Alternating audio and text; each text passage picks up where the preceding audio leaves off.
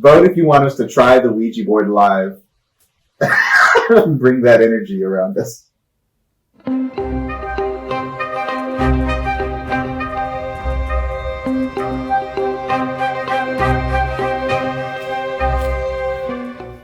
Good evening, everyone.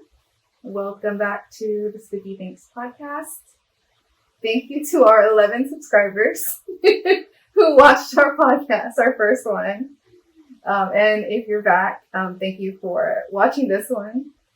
Tonight's spooky subject is the haunted spaghetti warehouse. Parmesan poltergeists. I'm Jewel. I am a certified scaredy cat. I'm Daniel. I am the resident skeptic. Our purpose here on the podcast is to research the spooky things that we learn about and try to find out if there's any substance in these spooky tales or if it's all just conjecture. Well, really, you are the investigator for the most part. You look into them, and just kind of whatever we learn informs our thoughts on the matter. We don't usually pick a topic to research with a decision made beforehand of whether or not it's true. I mean, I obviously start from a place of I don't believe it, but usually you look into a story and the research shows things that don't match. And so for me, it just raises red flags. And I'm like, okay, I don't believe it even more. And just so far, we haven't found a spooky tale in my mind that merits being really afraid. And I guess maybe that's kind of like my deal here. I'm investigating to see, I guess in a way, I kind of want to prove that it's not true so I don't have to be scared. But I have to admit that I maybe possibly do believe in ghosts. Maybe. I do not. I don't believe in ghosts. But I feel fear when I think about them. And so that there has to be like some level of belief there. So anyways, my whole thing is like, I want to know like, where do these stories come from? Is it just people trying to scare each other, or I don't know. Yeah. I mean, it's got to be an aspect of our American culture and probably other cultures. I mean, for sure, every culture seemingly has a boogeyman or a scary story to get kids to act a certain way. Or like in Mexico, La Llorona, I've heard of that one. It is creepy, admittedly. For us growing up, there was like the one where you go into the restroom. Bloody Mary. Bloody Mary. I love the drink. Not afraid of the ghost. I have done it as a child. The Bloody Mary, go to the restroom, turn off the lights. You did it? I did it. Nothing happened. And I was like, oh, yeah, I knew it. But before I did it, I was scared. Okay. No, like I didn't choose to do it.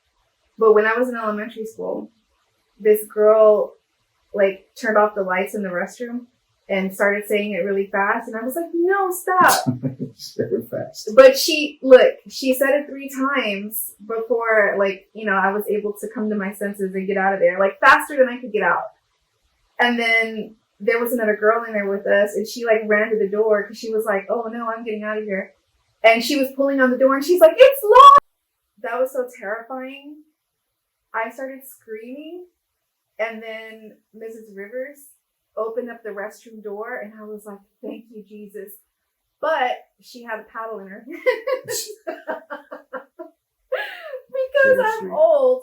And back when I was young, teachers were allowed to paddle games. So she popped us. All of us. So maybe it's all this trauma that our children go through that causes these scary stories. And it's just a cycle of trauma and horror stories. But I do think being scared and scaring each other is a form of entertainment as well as just like a learning tool or a lesson spreading tool. But we also have Halloween, which is coming up here soon, and that is loved by kids. They love Halloween, even though, well, I mean, the objective is to get candy and get scared. You go to haunted houses. So we're in a great month for these spooky tales, I think. And the one we're talking about this week is the spaghetti warehouse haunted by a particular ghost, or is it just like weird things happen? Well, okay, so the story, it like has a lot of variations because it's kind of like when you play telephone, Yeah, the that's a red message flag. just goes it just goes around and around, and people add details here and there. But the basis of the story is that a long time ago, the spaghetti warehouse building used to be a pharmacy, and there was a young pharmacist who was working late one night and was not paying attention, and he fell down the elevator shaft because I guess the elevator was down at the bottom or up at the top. I don't know. And he fell down the elevator shaft and he died from his injuries. And then his widow, when he didn't come home from work, went to go look for him and found his body and was devastated and was depressed for a year, and then she killed herself. And so now people say that both of their ghosts haunt the building. Two ghosts. Two ghosts. Some people say like they're trying to find each other. It's a nice story. So, okay.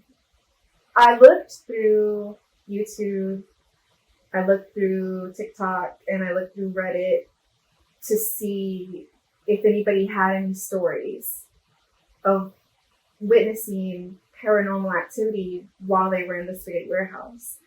And the majority of the things that I saw were like employees saying like, oh, I used to work there, and dishes would just like fall on the floor or chairs would get moved around. There was one particular employee that said that her shoes would constantly be untied by the ghosts when she was on the second floor. Let's talk about lack of accountability. Tie your shoes better. Okay. I feel personally attacked. Okay, so people say that that there are certain parts of the restaurant that when you walk through, you feel like a chilling, like coldness. And especially they say that the male ghost haunts the restroom. And so people have reported their doors flying open, like in the stall. They've heard like knocking, and people say that they've taken photos in the spaghetti warehouse, and then apparitions appear like in their photo. I didn't see one convincing one of those examples. I saw a photo that somebody posted in this Facebook group that I follow. It's called like Historic Houston, something like that. And then a lady posted a picture of the spaghetti warehouse. She didn't mention anything about ghosts. She just said like, here's this old spaghetti warehouse. Does anybody remember eating here? Something like that. And then, but somewhere down the middle of the comment section, she was like, oh my God, I didn't realize that there was this thing in the photo. Does anybody see it? And she's like, she keeps repeating that, like, okay, but pay attention. Like, hey, did anybody see this? I didn't see it when I first posted it, right? Not very convincing. It kind of seemed like maybe she was trying to like spook people. There's a dark figure. I'll post the photo. Yeah. There's a dark figure in the photo, and there were some people that said that it looked like a newspaper stand. I think when I showed it to you the first time, that's what you said. But I don't see it. Oh, I remember that, yes. I thought it was something like that. Like something mundane and just like mechanical object of some sort. Rectangular. I mean, it looks spooky to me. Okay. But she said that she went back and looked at all the photos that she had of the spaghetti warehouse from that same day, and she didn't see that in any of the photos. And she also says that if you zoom into it, you can see kind of like light glowing behind it, like where the head is. And I did kind of see like a blur around it. I don't know. I wasn't convinced. I mean, it doesn't look like anything particularly. I mean, it does look spooky, but it's not very clear. So that wasn't convincing. That was the only like photo that I saw. You know, people would say, "Oh, I took a photo and this ghost came out in it," but nobody posted the photos. So, Yeah. Other than that one, I didn't see anything that looked spooky to me. Yeah, like I went to Reddit to look for examples. I found one of there's supposed to be an apparition in the mirror. It just looks like a guy in a red shirt that doesn't even have, he has his back facing the camera. So he's looking the opposite way. And I don't see why that's an apparition. I don't see anything. See this? And then it's just like I red. mean, it doesn't look like a ghost. It doesn't look like a ghost. It looks like, it actually looks like me turning the other way. But, but most of the people in the comments are like, it's just either nothing, your imagination, or an artifact from the camera and the reflection, something along those lines. So I don't know if I'm ever going to see a picture of a ghost and it's just going to be definitive for me. I might need video footage. I wanted to show you this video. So the video is from a channel called Horrified TV. It's 3 young men, Rudy, his cousin Ivan, and their friend Esteban. So they go around to like different places that are supposedly haunted to like check it out. And then another thing that they do, but I'm not going to show it because I'm just not going to show it, is they use something called a spirit box. Have you ever heard of that? I might have. I don't know what it is though. It's like, basically it's just like a little radio that switches like channels like every second. So supposedly like ghosts can speak to you through like random words that come out. Like, like if you skip through the channels in your car, just like one by one. So right off the bat, I have a problem with that approach. Let's assume a ghost is trying to communicate. You're going to frustrate them by switching the channel every second? Like, what if they're like, okay, you're on 600 megahertz. Hey, bro, and then you're like 650. And they're like, wait, okay, let me go to 650. And then it's like 700. Like, what is the point of switching? Because you know how, like, when you switch, it goes like, Yeah, because you can't get one whole word out. You keep switching. Okay, but the whole thing is, like, when those 1 split seconds do produce, like, an audible word, then you can count on that to be, like, the ghost's answer. I mean, at least a Ouija board gives you the time for the ghost to fill out a whole word in a sentence. That's so funny. This kind of EDM disco approach to ghost communication doesn't work for me. I wouldn't use a spirit box, even though I think it's total BS. Yeah. But I wouldn't use a spirit box because that's just too scary. But also, never ever in life would I use a Ouija board. And it's kind of weird because it's just like, is it like Milton Bradley? Hasbro, right? Who makes the Ouija board? And so it's like, okay, it's not like it came from the Devil Factory. But yeah. It's like, I'm still really terrified of them. When I was little, even though like... Hasbro, okay. Before, like, even though we didn't see Bloody Mary that day in the restroom, I was terrified of mirrors for like the majority of my life. Cause yeah, over half of my life. So anyway, I'm gonna show you this video of Rudy and his crew from Horrified TV visiting the spaghetti warehouse after it was flooded by Hurricane Harvey.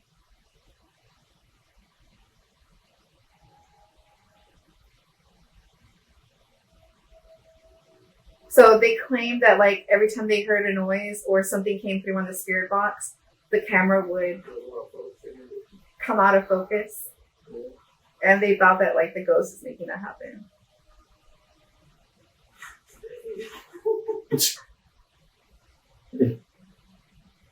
Looks like Houston. So yeah, he right Wait, here. did they break in at night? Yeah, they broke in at Oh my night. god. Yeah, so they're looking out of the window. I was trying to figure out why did he zoom. I could see because it looked like there was people in the window up there. So this is the haunted stairwell that they say is like It looks pretty bad. people say is spooky. People say that like you can feel a presence, but they didn't mention anything about that when they were there. Earlier, when they were on the spirit box thing, they asked the ghost his name, and they believe that he said his name was Steve. So that's why he said, Steve, are you here with us? So that's the elevator, and that's supposedly where the guy died. Wait, can you go back a few seconds? Okay. Did the light just turn on? What is that light? No, that's just a light from the street. Look, I'm going to go back a little bit. You ready? Yeah, well. Okay. Okay. Oh, so it's just a street light that turned on, and outside, is there a window back there? Yeah, there's a window back there.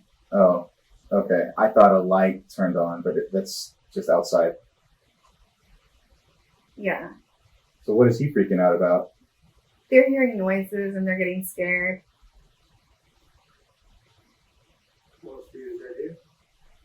And they're calling the ghost Steve.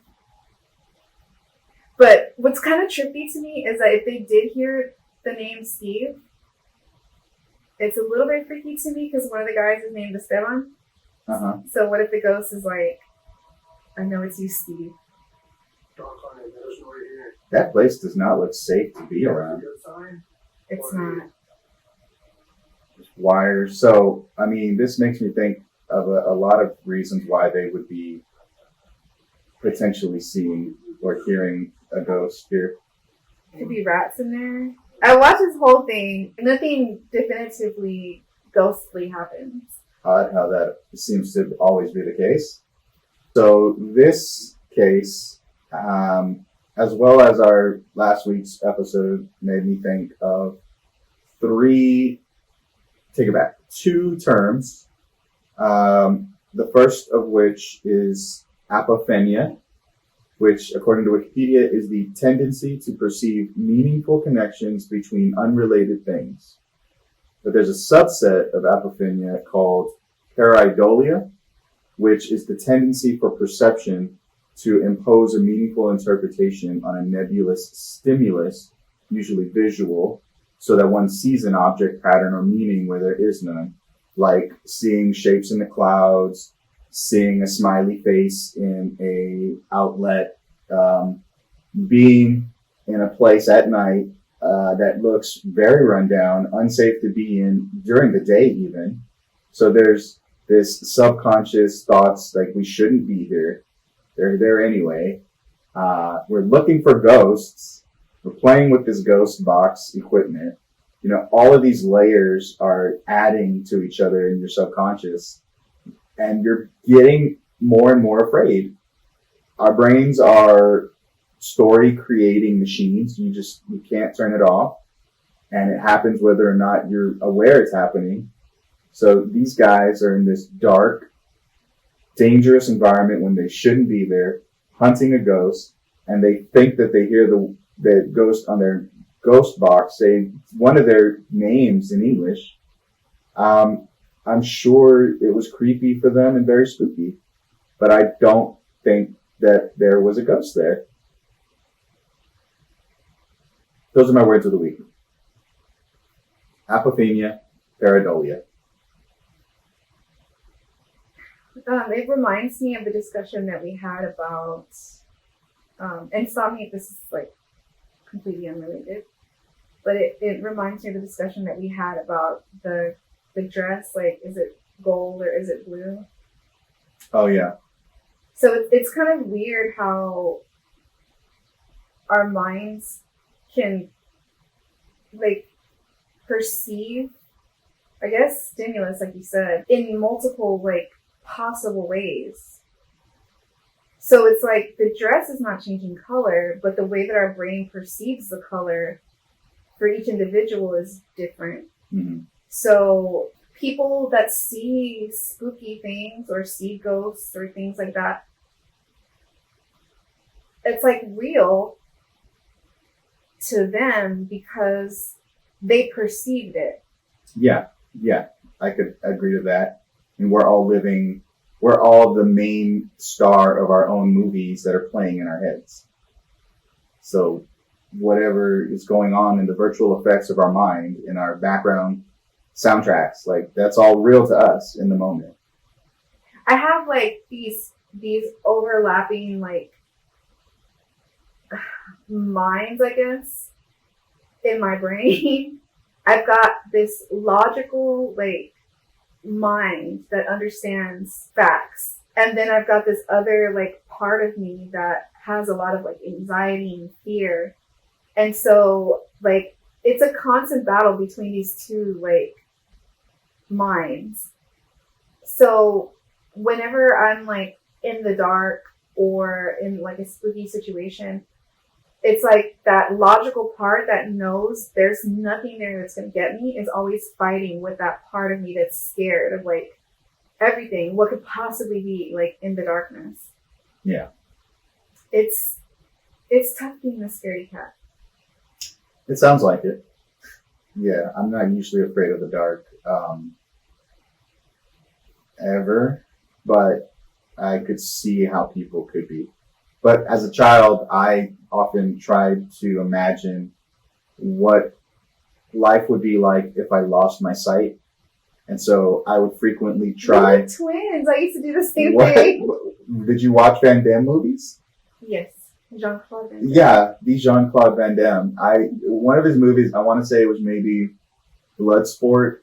He was training, and this has nothing to do with the spaghetti warehouse, but his master like would throw sand in his eye, and he like couldn't see. He was like, ah, and he had to learn to fight like on his senses, but not his sight. And so as a child, I would try to memorize where everything was in the house, how many steps it took to get to the fridge from the light, and like all these things. And then, so the darkness wasn't that scary anymore. But weird sounds can be frightening. And also, I've never heard of a case of a ghost that did any kind of physical harm. So I would like to look into something like that on our next adventure, research adventure, to see reported like paranormal activity that does maybe on video actual movement of things or lights turning off. But even as I say it, I don't know if I believe it, because everything you see on YouTube could be faked. I mean, everything you see like anywhere these days, like because of AI, anything could be fake. We're almost there. I mean, you can still kind of tell when it's artificial, like AI text to image. It's not quite there yet, but it's advancing very quickly. Have you heard of this song called Fantasize that's supposed to be a new release from Ariana Grande? No, I'm not listening It's to got that. the P word in it. Paranormal? No, the other P word. But I was listening to it and I was like, way to push the envelope. But like the more I listened to it, I was like, this sounds like fake. So I Googled it, and then I saw that people were saying that it's like there's a rumor that it's AI. So there's a rumor that it's a leaked new song, and then there's a rumor that it's AI. I think it's AI, but that's kind of crazy because it's like a lot of people think it's really a new release, and they're using it on TikTok to do dances and all kinds of stuff. But it's not real? I don't think it's real. Has she said anything on this topic? No, not yet. One of my favorite podcasts is Dudesy, the Dudesy Pod Show with Will Sasso and Chad Kultgen. And the whole premise is that they've given up access to their social media, their emails, their cell phones to this AI, which just takes in all their data and based on their profiles creates a podcast for them every week. And one episode, they created a song using an AI database provided by Grimes. This database she released with her voice, like saying different things, and then you use that to make a song. It did not come out well. And I just thought that was really bad. But the AI has done other things in the voices of like Tom Hanks, Miley Cyrus, and those all come out really well done and funny. And then there was the one with Tom Brady, which was so funny. It blew up, it went viral, and Tom Brady found out about it, and he got his feelings hurt and involved his lawyers, and they had to stop allowing access to it or whatever. But it was an hour of Tom Brady doing stand up in the fashion of Tom Brady. It was hilarious. It was hilarious. That's all I can say. That sounds funny. But anyway, yes, I agree. AI is advancing very quickly, and soon you're just gonna be able to put in a prompt, and it'll create a ghost movie for you with like amazing graphics, on par with current modern CGI. And deep fakes are coming. They're kind of already here. They're just going to get better. What's crazy is like now in the education world, they're already talking about like how to create lessons and lesson plans to teach AI to kids. To use the machine, the AI software? To teach them how to use it. So teachers are like discussing like, okay, I need to learn this, and I also need to teach my kids at the same time. So like this is kind of interesting. People were comparing it to like, before we were in this digital age where nobody knew how to use a computer because computers were new. So teachers were talking about like their experiences having to learn how to use computers and teach their kids at the same time. So it's kind of crazy the way that technology just exponentially advanced during our lifetimes. Not only that, just during this last year. Yeah. DALL-E 2 has recently released DALL-E 3. DALLE 2 and 3 just came out, and it's already better. I myself was looking at a tutorial just earlier today on YouTube about how to use text to image better, how to use different like models and data sets to get even better results. It's changing like every 6 months. It's getting faster and faster. That's wild and scary to me. Okay. It's not scary. It's new, and people don't like change. I don't like change. So I'm sure we'll all get used to it. Okay. It sounds like a world with limitless possibilities. And I guess one of those is ghosts. So let's talk about the research. The research. Okay. So I'm going to tell you a story. Our story begins in 1894. A man named Aaron Jacob Rosmarin arrived to New York from Galicia, Austria. So he was an Austrian immigrant. Galicia has like a whole history. It took me a while to figure out like, because I saw like conflicting reports of where Galicia was. It was a territory that was fought over. So at one point it was part of Austria, and then it was part of Poland, and then it was part of Austria again. So at the time that he came over to the United States, it was Austria. He moved to Texas from New York, and he met and married his wife, Gittel Gussie Pearl Rosmarin. So I learned a lot about Judaism. I didn't really learn a lot, but what I knew before about Judaism was like almost zero. So whatever I did learn was a lot for me. Aaron was Jewish, and his wife, Gittel Gussie Pearl Rosmarin, was also Jewish. And one thing that I learned about Jewish people is that sometimes they have like their English name, or at least Jews in the United States. They have their English name, and they also have their Hebrew name. Mm-hmm. So I really got really interested in the story.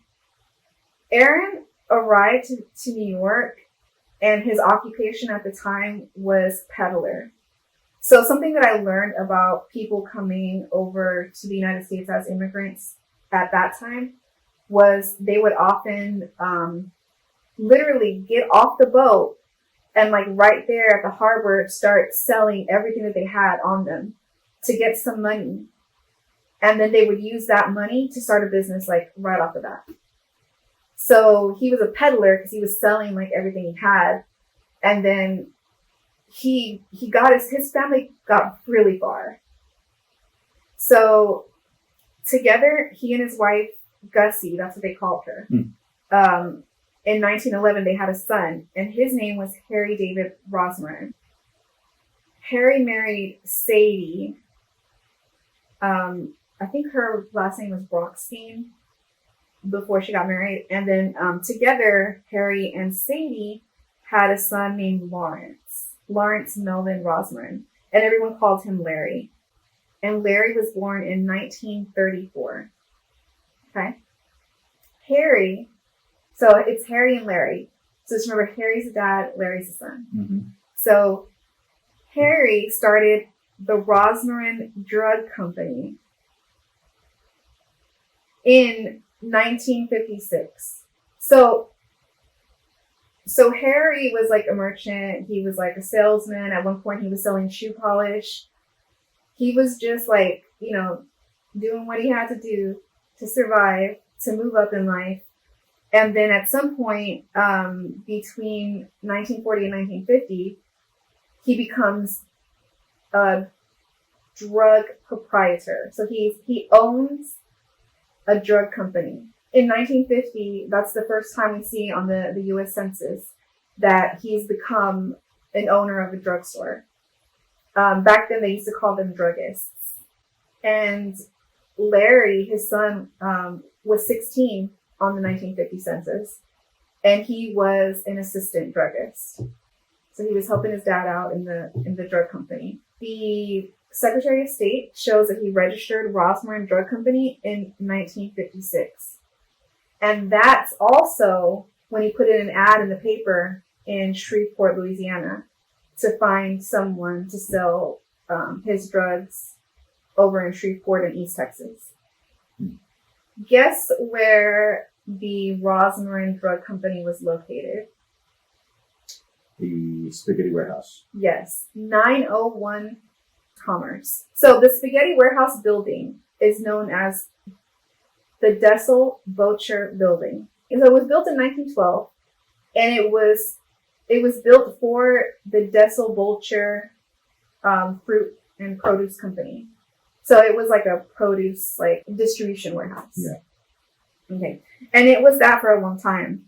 And then I'm not sure what happened between 1912 and 1969, but I know that in 1969, Harry Rosmarin owned 901 Commerce, the Desel-Boettcher building where Spaghetti Warehouse is located. It was about 1952 when Larry graduated from high school and he went off to UT Austin. So he graduated from UT Austin and he got a degree in business. And he came back to Houston and he did business out of his dad's drugstore. So 901 Commerce. So everything goes back to the Spaghetti Warehouse building. He had a company called National Tape and Record Company. It was a record, like a music record. It was a record distribution company. I know that he got very sick and he died in 1977. He got really sick in 1973. Larry was a diabetic. He was a type 2 diabetic. And so he suffered kidney damage as a result of the diabetes. So it was about 1973 when he had to get on dialysis. It was a permanent thing. He was going to be on dialysis for the rest of his life.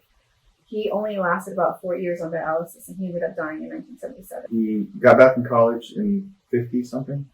He got back from college in 1956.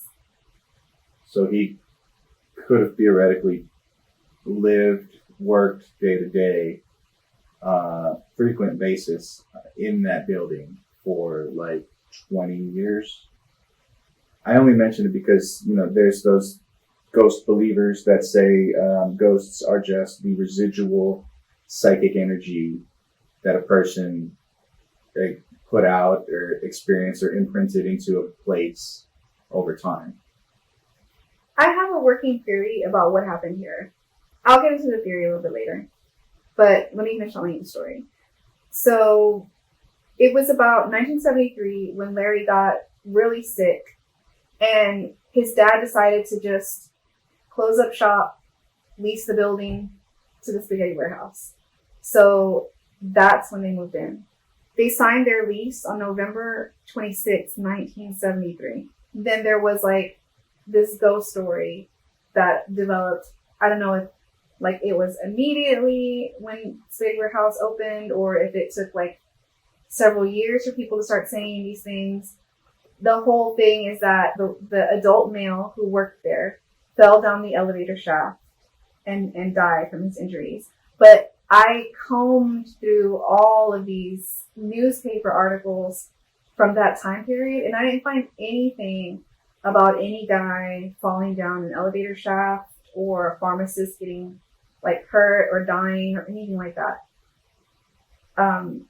Larry died in his home in Hunters Creek Village. And as far as the wife who supposedly like went into a deep depression and killed herself a year later, his wife was deeply affected by his death. And she remained a widow for another 10 years before she got into another relationship. So it sort of disproves the ghost story right there. I read that people all over the place say that their spaghetti warehouse is haunted. So At multiple spaghetti warehouses? Columbus, Austin, San Antonio. I've seen people say that all those locations are haunted. So I think that the spaghetti warehouse, like that's their gimmick. I could see that, and I thought the same until just a little while ago. I was reminded that the place, their theme is they have a lot of antiques everywhere, and just random things, and kind of some of it looks old. And the ghost hunters or ghost believers will say that spirits can, or people, ghosts maybe, I guess, get attached to objects. And so somebody's spirit can follow this object. It's almost like it's cursed. And so what if they're buying all these antiques wholesale, including cursed objects, and just throwing them up at all their places, and they just happen to get a cursed object at every one of them? Very unlikely, but I think that's where they would say is what the reason is, more than like, hey guys, so just so you know, our brand is scary. It's not delicious food and a great evening for like a great meal at a value. It's come get scared and take a picture of our ghosts. If it wasn't their gimmick, why wouldn't they like put their foot down and say, stop trying to scare the customers? To the ghost? No, to the employees. The ones that would like bring people their food and tell them like, oh yeah, let me indulge you in your idea that this place is haunted. And give you all these spooky tales. Well, I mean, you said a lot of the tales come from people that were no longer working there. So maybe they didn't have any control at that point. What do you mean? You said like people, after they quit or stop working there, they would tell people of their scary experiences at the place.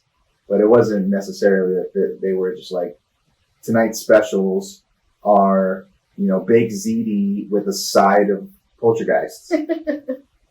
No, what I'm saying is people were saying that they used to love to eat there and hear all about the ghosts from the waiters. So they'd go there and they'd be like, hey, I heard this place is haunted. Is that true? And then the waiters would be like, yeah, whenever, people are not looking, my shoes get untied by the ghost. Or maybe it leads to tips. Yeah, but what I'm saying is management would have put a stop to that if it wasn't their gimmick. It's totally their gimmick. So you think all the spaghetti warehouses are haunted? Possibly? No, I don't believe that either. I'm just saying that I've heard of that things can be imprinted, and so that's why, like, even with the the Jacob Kramer episode where he died in the hospital, but people are saying his ghost is in the library. People would go around that logic and say, oh, well, then his spirit was imbued into a book in the reference section or something. Like there's a violin where he just is attached to, and it's in the basement, and you can't find it. They want real reality to match the reality that they've experienced, and so they're gonna create a bridge to those two. And just like this Chronicle article says, they've got a lot of antiques, like a grandfather clock that's kind of spooky, a trolley car, a chandelier, and some paranormal believers contend that spirits become imprinted on an item and follow it around wherever it goes. Why? Because that's the lore. Like, why would that be the case? Why would a human soul not pass on to heaven and stick around for their favorite, like, horn?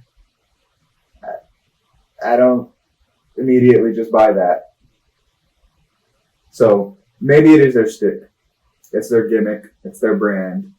One thing that I'm convinced of is that the ghost is not Larry Rosmarin of the Rosmarin Drug Company. That's what I am convinced of. Because in all this research that I did, in this like whole ghost story thing, right? In that story, like, is an even greater story. And it's a love story. So what I learned was that when Larry graduated from UT, his wife, Harriet, was a student at UT. She was a member of a sorority, and he convinced her to move back to Houston to be his bride. Larry married Harriet. She came back to Houston, and they had 2 kids, Marcy and Lance. And then they had lots of fun together. Harriet said in an article that I read about her that when he had that record company, they got to meet like a lot of famous recording artists. And apparently Larry liked to go to safari in Africa. So they would travel a lot together. Whenever Larry died, Harriet, something that I noticed in all the articles that I read about her, this was like something that was repeated, is that it said that Harriet didn't wallow in her sadness. But the fact that they kept repeating that like in different articles in different ways made me think that it was really important to her for people to know like that she wasn't like a victim, whenever he died. But she didn't remarry for 10 years. So that's reason number one why I know, just being like a woman, I know she was greatly affected by his death. And she was heartbroken for a long time because she stayed single for 10 years. Reason number two, Harriet went on to get married 10 years later to a guy named Gilbert Gertner. But Harriet still talked about the impact that Larry had in her life, even though she was married to somebody else. And when her mom died, in her mom's obituary, they mentioned Larry, that her mom died and she was preceded in death by her son-in-law, Larry. But she had another son-in-law because her daughter was already remarried to Gilbert. So the fact that the family would continue to remember him, honor him, really, that tells me that, his death had a great impact on her and also his life, right? Because she obviously loved him very much. And then lastly, she is extremely charitable. So she volunteers with all these different charities. I have a list right here. Morris School of Music, Child Advocates, March of Dimes, Photo Fest Houston, the Sickle Cell Association, something called Indestructible Beginnings, the National Kidney Foundation, and the Crohn's and Colitis Foundation. So she did like all of this charity work, and something that she talked about whenever she was honored multiple times. But whenever she was honored, she would always let people know that the driving force in her charity work for like health causes, and specifically the work that she's done with the Kidney Foundation, was the impact that Larry had on her life, and the fact that she saw him suffer and struggle with kidney disease as a result of diabetes. So it's like, she's still alive. She's still alive today. She's an older woman, but she looks great. Like, she still dresses impeccably. She looks great in all her photos. She looks happy. She's doing all of this work, and she's already like in her 80s at least. And it's like, she just lived her whole life honoring Larry, even after she moved on with her life and got married. So I think that the tale of like the pharmacist, the young pharmacist dying, you know, the young pharmacist, or he wasn't a pharmacist, but, you know, the young pharmacy owner, he did die, and his wife was really depressed. It probably got twisted into a tale of like ghost stories whenever something like weird happened at the spaghetti warehouse and people sought to find a reason. You know, they try to put a story to it and find a reason why these weird things are happening, and they just turned it into a ghost story, and somehow it just like got twisted up and became the tale of, you know, the young pharmacist who fell down the elevator shaft, and he and his wife like haunt the building. But after doing all that research and learning all about not just Larry and Harriet, but their entire community, I felt like the whole thing became like very silly to me. And I was like very fond of like the whole story, the whole love story. I thought it was like very beautiful. And so I thought that, you know, we should pay our respects to Larry. So that's why I suggested that we go down to the cemetery and visit his grave and just pay our respects. Something that I learned about Jewish cemeteries is that you say a psalm before you go in. That's a tradition. So we said a psalm. And then something that we saw that was neat when we got there was that there's like a long sink. Oh, that thing, yeah. Yeah, so there's like a long sink, and there's a big cup in the sink. And we didn't originally know what it was for. We washed our hands before we went in. But I read about it afterwards. I didn't know anything about it before, but afterwards I went home to look it up to see what was that. And it's actually there for people to wash their hands from their wrists to their hands after a funeral. And so what I read, and I don't know like how much of this is true. I don't actually have I don't know anyone who's Jewish, like to be able to ask them if this is true. But what I read is that there's varying degrees of like I guess superstition, right? So some people believe that you have to like wash the spirits off of you when you leave so that you don't carry some of it with you back into like your regular life. And then I read that like there's other people who just believe that it's more of a ritual to like kind of like signify the ending of one thing. So like, okay, that's the funeral. We're washing all of that away right now, and now we're going to go live our lives. Well, there's lore about ghosts that or spirits, like they can't cross bodies of water. Really? I didn't know that. I never heard that. I've heard that somewhere. Oh, that's interesting. It's growing, but you know, all of these threads lead me back eventually to the conclusion that the spaghetti warehouse is not haunted. I don't believe it's haunted. Like, I feel like at this point, after everything that I read about Mr. Larry and his life and his wife, that if I were to believe that the spaghetti warehouse was haunted, I don't know, somehow it just kind of feels like it would be totally disrespectful. Sure, because it's more real to you now. Yeah, like, it's not just like a mythical story. I don't know if I'd be upset if I died and people, like, said that my ghost was haunting someplace. I probably wouldn't. Like, I probably think it's funny. But if you do believe in ghosts, I would just say that, or if you believe in, like, residual energy staying in a place, I would just say that I don't believe that the spirit of Mr. Larry hasn't crossed over or hasn't, like, gone into the light, because he was loved by a lot of people.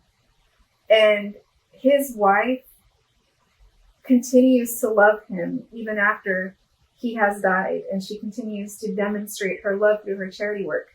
I feel like a person who is loved so much and whose family is doing so well, I don't believe that a person with that much love surrounding them and their memory would be stuck in a spaghetti warehouse. Maybe that's I don't know. I was going to say maybe that's where he first kissed her, but we met in college, right? Yeah. Maybe that's where he proposed. I don't know. I mean, if he was surrounded by so much love, maybe he didn't want to move on. He's stuck in love. No. That's not a reason for ghostery? Mm-mm. Then, I mean, I'm just grasping at straws to try to not be 100% skeptic, but I don't believe he's a ghost. I don't believe he's ghosts. So, we live in a culture that uses scary things to be entertained, to teach lessons, to pass on history, to kind of keep the notion of continuity going so that we don't feel that death is so final. You know, it's kind of in some way nice to know that you could still be here after you're dead in some fashion. So there's a lot of reasons. They're all probably layered in there. There's apophenia, pareidolia, your subconscious, your brain is a story-making machine. I think those are all more likely in this case than it's truly haunted.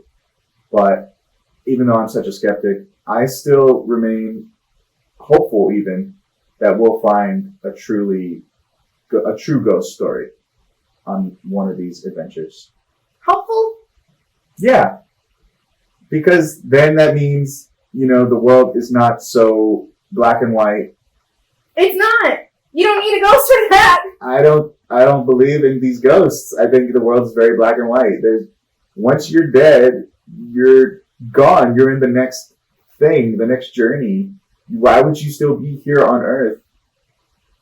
You know, like kind of related to the apophenia and the pareidolia, we only observe as humans a small fraction of the total electromagnetic spectrum. Kind of going back to the ghost box or the spirit box, it was called. We perceive like literally this much of the whole spectrum of radio waves, ultraviolet waves, X-rays, microwaves, gamma rays, and more. And so there's a lot we don't know. And I'm open to that. And I think the more you can learn about something, new things are cool.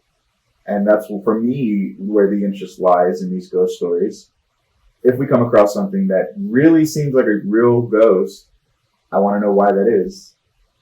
I mean, not that we'll actually find the answer, but I think to me that would be interesting. More interesting than just fake, debunked, not real, psycho, not real. Psycho. This person's bipolar, etc. Hey. That wasn't a personal attack. I'm not bipolar. You seem defensive.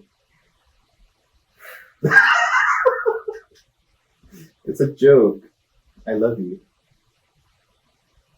I want to be your Harry Rosman. You are my Harry Bosman. And I'm Harry physically. Let's ask our viewers. If I'm Harry? No! Do you know of any ghost stories that you think are real Yes. that you'd like for us to investigate? Please let us know in the comments below. Maybe we should do a poll. I've been thinking of the San Antonio one, with the kids that died on a bus on the railroad tracks. My boss said that we should look that up. There's that one. I think you mentioned Buffalo Bayou's haunted. That's what they say. I'm very interested in that ghost tour, the one that's on the boat. And there was a hospital that's haunted near us. Jefferson Davis Hospital. So there's some things. But yeah, if you have any ideas, happy to investigate for you. And hopefully find a ghost. Earlier we mentioned the Ouija board and Hasbro, and I think that's kind of an interesting to look up the origins of that. Like, who created the Ouija board? Yeah, that is interesting. So maybe it's one of those. Yeah, I want to do that one. Okay. But I don't know if that's going to be the next one. Or if we buy one and try it out ourselves. No! Vote if you want us to try the Ouija board live. Bring that energy around us. Well, I had fun, and I liked learning the love story behind the ghost story. If you also like learning the love story behind the ghost story, please like and subscribe to our channel. And hit that bell. Oh yeah, the notification bell. See you next week. See you next week. Bye. Bye.